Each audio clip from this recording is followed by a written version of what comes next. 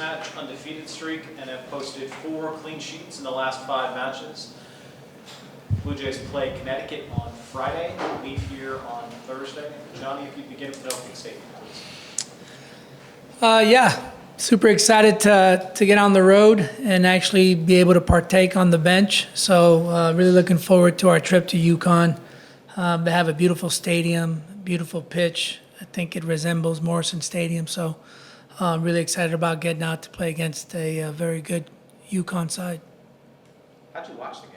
Let's get that out of the way first. I was on an iPad in the DePaul marketing department. Open the floor to questions. I mean, what were the match nerves, anxiety like not being on the sideline and not being able to kind of have some imprint on what's happening on the field? Yeah, I definitely never want to do that again. Okay. It was pretty nerve-wracking. I might have developed an ulcer or two in the 90 minutes. Yeah, it wasn't fun. How do you think everybody responded from just,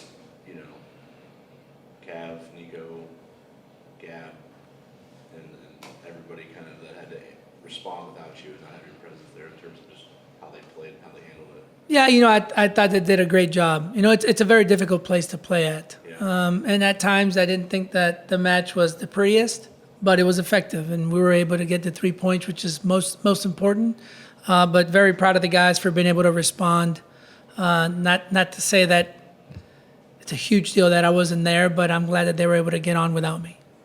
When, going through a September like you did, obviously by the time you hook it up with UConn, it's going to be behind you now, but an undefeated September punctuated with 6 points in conference play, 6 actual points that you can put into a standings. How big was this month for you, just in terms of just saying, hey guys, Huge. here. Huge. And like I stated last week, for us to be able to turn this thing around like this after starting off, in a tough start with our trips to Florida and Michigan, I couldn't be more proud of the resiliency that the guys have showed throughout the month of September. What do you feel like has worked in this month of September for you guys to kind of get on this streak of, as well as the clean sheets too? Yeah, I think defensively, we've done a very good job with our collective spirit to compete on both sides of the ball. I think that's helped us tremendously, and it's given us a lot of confidence at the back. And on the same note, it gives our attackers more confidence to go forward, knowing that as a unit, we've done a good job defending. So we're trying to put out fires before they start while we are in our opponent's defensive third. You talked about that collective spirit with us a few times throughout, especially this month. When you convey that to the guys, how do you land that message to them? When you talk about playing with a collective spirit, especially defensively, what does that have to look like? It's a non-negotiable. We call it the first ingredient, right? It's a non-negotiable, and it's something that we're barking throughout the entire training session, whether we're playing 4v4, 5 versus 5 plus 2, 7 versus 7, 11 versus 11. We are going to make sure that we're addressing the fact that we need the first ingredient before we can even get started. When you're watching UConn and you film on them, I guess what sticks out to you about the challenge that they present? Yeah, they're off to a very good start. They're very, very talented. They're a strong side. They've done very well on the road this year. I know they just had a bit of a heartbreaker at home against Villanova, but they were, I thought, in that match in control for the duration of the match, for most of the duration of the match, and conceded a second goal in the final minute and a half to actually go down 2-1. But they were in control of that match.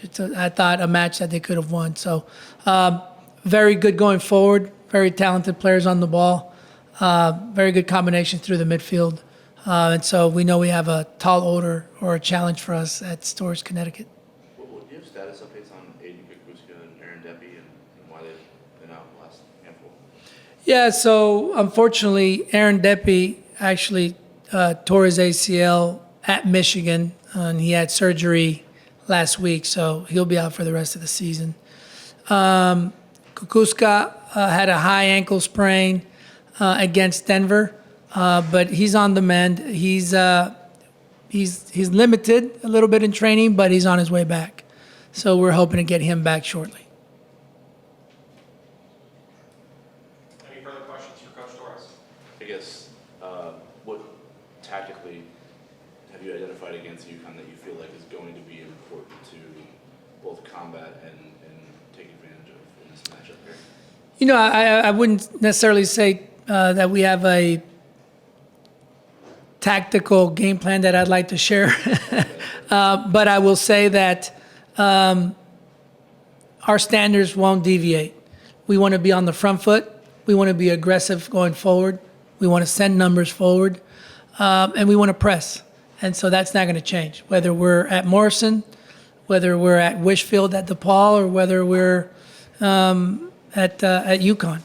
We want to be on the front foot defensively, and we want to be on the front foot offensively. And so we're definitely going out there to look for 3 points. Thanks, Johnny. All right, thanks. Thanks, Johnny. Thanks, Coach.